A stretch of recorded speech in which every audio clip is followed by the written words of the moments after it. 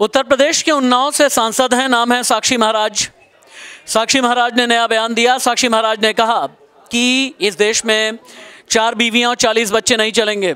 साक्षी महाराज ने यह भी कहा कि 4 बीवी 40 बच्चे पैदा करने वाले जो लोग हैं उनके खिलाफ अब जब तीसरा टर्म बीजेपी का एनडीए का केंद्र में आएगा तो उनके खिलाफ कानून बनाया जाएगा।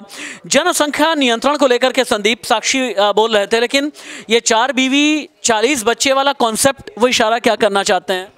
निश्चित तौर पर चुनावी मौसम है और चुनावी मौसम में बीजेपी का एजेंडा सभी को पता है कि वो जिस तरह से तुष्टीकरण का आरोप कांग्रेस और दूसरे विपक्षी दलों पर लगाती रहती है, तो उसके और साक्षी महाराज और जितने भी और बाकी जो भी नेता है बीजेपी में, वो लगातार ही एक वर्ग को टारगेट करते रहते हैं। कहीं ना कहीं इशारा उनका वहीं पे था जहां तक उनको मैसेज पहुंचाना था, शायद मैसेज पहुंच भी गया होगा।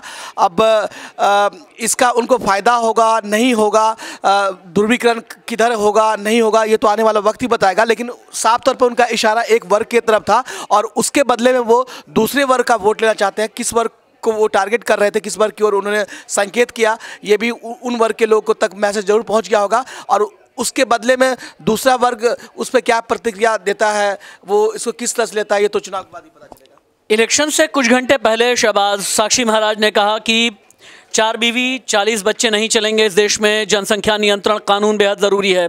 4 बीवी 40 बच्चे का राग किस नियत के साथ छेड़ा गया?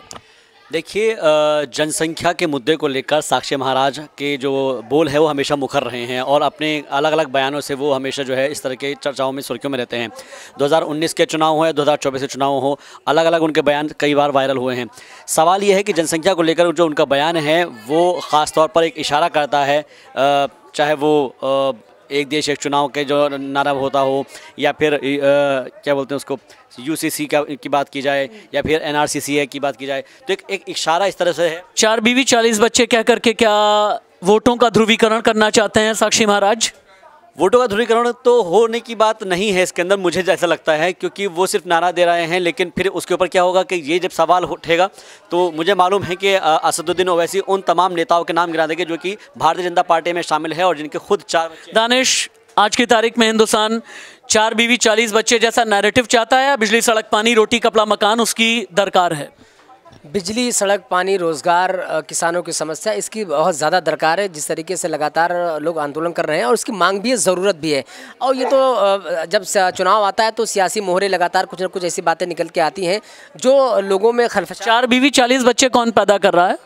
फिलहाल आंकड़ों पे बात करें, 2022 का NFHC की एक रिपोर्ट थी। उस आंकड़ों के मुताबिक जिस तरीके से एक प्रोपेगेंडा फैलाया जाता है कि मुसलमान जो है एक मुसलमान 4 शादियां करता है, उस रिपोर्ट, जबकि यही की रिपोर्ट है, इस रिपोर्ट के मुताबिक ऐसी बात निराधार है, इसका कोई तथ्य नहीं है।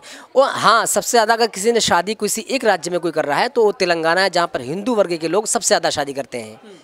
ठीक है दानिश और Shahbaz, thank you so much.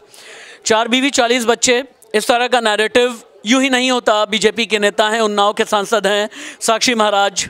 तो साक्षी महाराज ने यूपी की राजनीति में हलचल तो पैदा की है। नमस्ते।